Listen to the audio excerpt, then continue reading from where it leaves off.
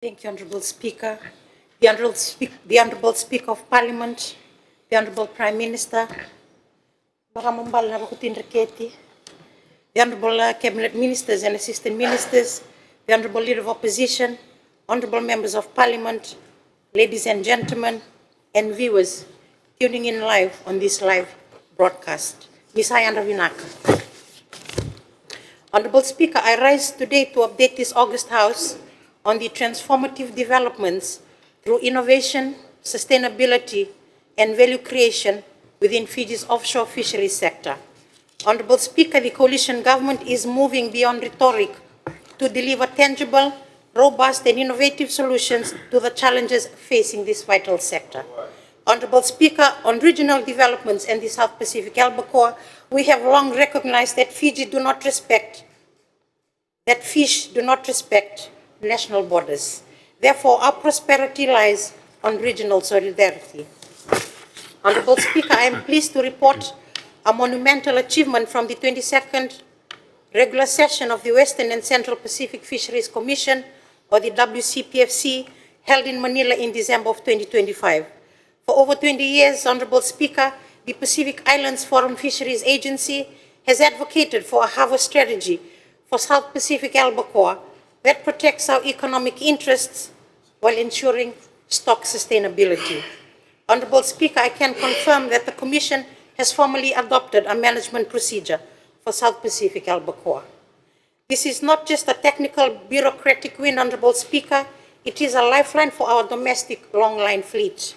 This management procedure moves us away from reactive ad hoc measures to a pre-agreed science-based framework. Honourable Speaker, it automates catch limits that respond to the health of the stock, ensuring that South Pacific albacore, the blue gold of our domestic industry, is managed to enhance the biological status of stocks and economic viability for Fijian fishers. Honourable Speaker, Fiji remains firm in protecting our rights and advancing our interest in this important fishery. As future allocation arrangements and implementation of the management procedure are developed, Fiji will strongly advocate for a fair and equitable share that recognizes the rights of coastal states whose waters support the resource and the need for developing Pacific Island countries to secure greater benefits from our fisheries resources. Honourable Speaker, Fiji will continue to emphasize the importance of the tuna fishery for employment, economic growth, food security, and national revenue, together with the investments we have made in our domestic fleet, processing sector, port infrastructure, monitoring systems, and responsible fisheries management. This victory, Honourable Speaker, stands as a testament to Fiji's leadership within WCPFC and the FFA, and our unwavering commitment to the zone-based management approach that recognizes the sovereign rights of Pacific nations. Honourable Speaker, on the digital transformation of our fisheries, we are aggressively retiring the archaic paper-based systems of the past. The era of filling out logbooks by hand with data taking months to process is ending. Honourable Speaker, the Minister of Fisheries have successfully rolled out the Catch Accountancy System, or CAS. This web-based platform digitizes the entire supply chain from the moment a fish is caught to when it is exported. It streamlines the issuance of landing and export permits, reducing process time from days to hours, and ensures that every dollar of value is accounted for. In the coming months, Honourable Speaker, through the support of the Foreign Fisheries Agency, more developments to this work will be realized with the developments of e-systems of e-licensing, registration and export of coastal commodities. Honourable Speaker, these developments will ensure that we continue to progress and utilize advanced technologies in our collective efforts towards better service delivery. Honourable Speaker, we are transitioning our electronic monitoring system from donor-funded trials to a fully sustainable state-led program. On March 9th of this year, the Minister of Fisheries reinforced this commitment through deepened cooperation with the Fiji Fishing Industry Association. Under the state-led funding, installations for 20 vessels have begun, Honourable Speaker, with analysis of video expected to commence from next week following the arrival of the first batch of vessels. Additionally, Honorable Speaker, we are equipping our longline fleet with onboard cameras and sensors that provide the eyes we need at sea, where human observers cannot always go. To cushion the high cost of operations, Honorable Speaker, the Ministry has also assessed the viability of service providers in Australia and New Zealand. The goal is to identify service providers that can assist in software developments that meet the minimum data standards needed in the assessment of catch data to assist in the region's stock assessment. Honorable Speaker, the digital data feeds directly into the new National Fisheries Surveillance Center, which we inaugurated in April of 2025 at the Offshore Fisheries Center in Walu Bay. Equipped with real-time satellite tracking and integrated data feeds, this center, Honorable Speaker, is our shield against illegal, unreported, and unregulated fishing, ensuring that those who steal from our waters are caught and penalized. Honorable Speaker, regarding value adding and market access, for too long, we have focused only on the volume of fish we catch. It is time we focus on the value we create. The Ministry of Fisheries is actively exploring niche products to unlock new revenue streams from what was previously discarded as waste. Honorable Speaker, on fish waste trials, we are currently supporting trials that utilize fish skins, bones, and offal. We are seeing promising results in converting fish skin into high-grade medical collagen for skin grafts and wound healing, a market with immense global potential.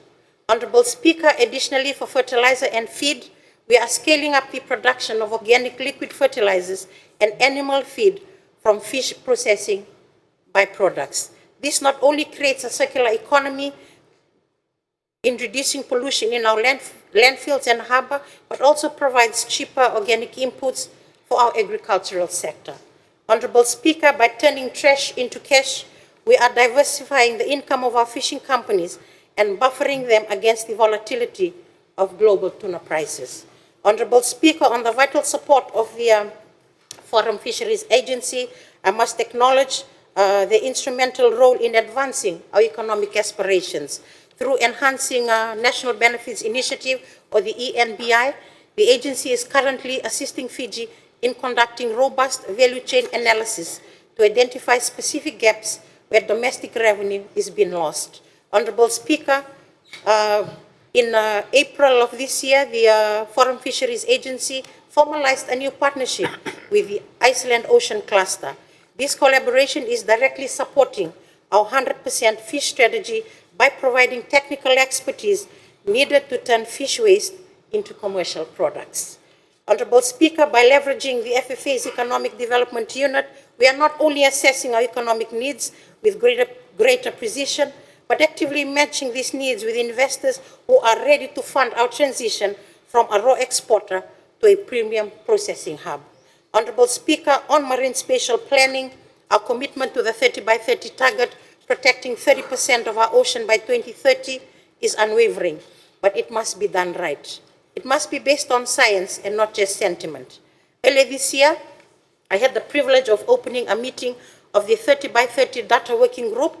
This technical body, Honorable Speaker, is currently collating the best available scientific data to identify areas of high biodiversity that require additional management consideration or protection, while simultaneously mapping out our key fishing grounds to minimize economic displacement.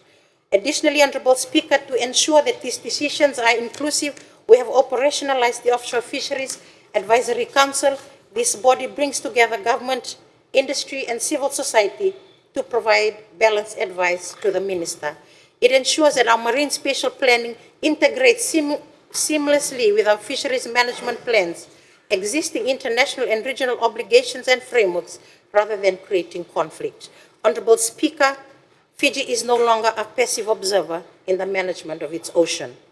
Through the adoption of the albacore management procedure, the digitization of monitoring system, and our bold steps into value-added processing, we are building a fisheries sector that is resilient, profitable, and sustainable. We remain committed to using these innovative, tangible, and robust approaches to address our challenges, ensuring that Fiji's fishery remain a pillar of our national prosperity for for generations to come. And I thank you, Honorable Speakers, for the